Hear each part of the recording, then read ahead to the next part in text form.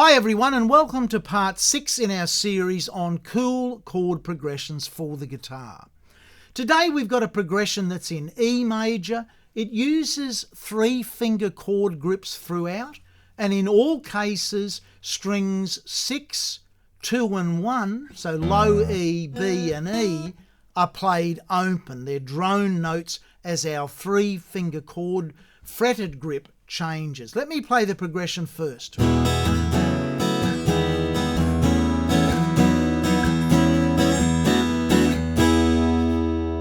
Beautiful big open sounding chord progression. We start with standard E major chord in the first position. I won't go over those fingerings, we've been through those before. The next chord is F sharp minor as far as our fretted fingers go. But remember, we get that beautiful big open string sound with the low E and the B and the E. So that's an F sharp minor 7th chord with an added 9th and an E in the bass. A whole mouthful to say that chord, but it's very easy to play. First finger on the note A on the 3rd string, little finger on the note F sharp on the 4th fret of the D string, 3rd finger directly above it on the note C sharp on the 4th fret of the A string. Play all 6 strings. Now take that shape up 2 frets. We could think of this as an altered G sharp minor chord, but it's also an E major 7th chord, this sounding chord, but in a different inversion. So E major 7th. Go back to our E shape that we started on, but take that E shape up to where it's an A chord. Now I'm using a different set of fingers here. My index finger remains free, and I recommend you do the same. So whilst it is the E chord grip that we started with, we're removing our index finger out of the equation and replacing it with our 2nd finger. And our little finger and our 3rd finger have to take on those different roles. So here we've got an A chord with an E in the bass and a B up the top. So it's like an A with an added 9th chord. Take that shape up another 2 frets, and now we've got an altered B chord. This is a B with an E in the bass and an E up high, so this is a B with an added 4th.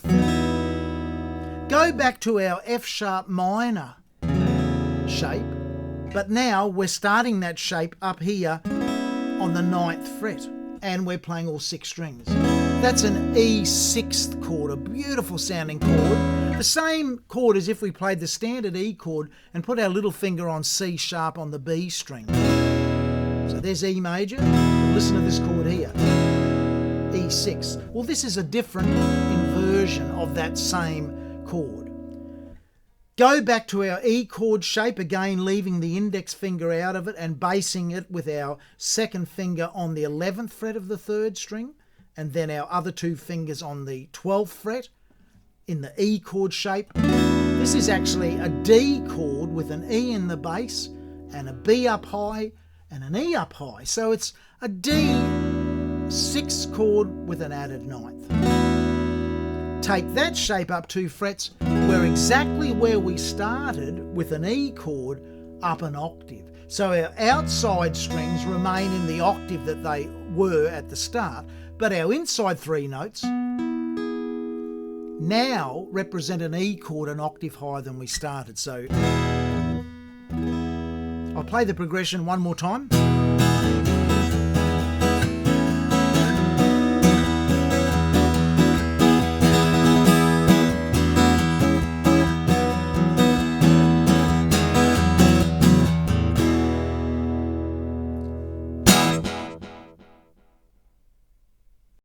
Hi everyone, this is Brian Hayes. I really hope you enjoyed today's music instruction video. If you did, then you've joined the millions of viewers who have benefited from content on my free music education YouTube channel. Can I ask you to consider 2 things, please? If you haven't already done so, please subscribe to the channel. That way, you'll be updated every time new content is made available. Secondly, if you are in a position to do so, please consider making a donation towards the ongoing costs of producing these videos. It's safe and easy to do so. It's done via PayPal. There's a Make a Donation link on the home page of this channel under Home About. And there's also a donation link in the text for every video. Rest assured that any and all monies received will be reinvested in making this channel the best, most informative, content-rich music education channel of its kind anywhere on the internet. Thank you and bye for now.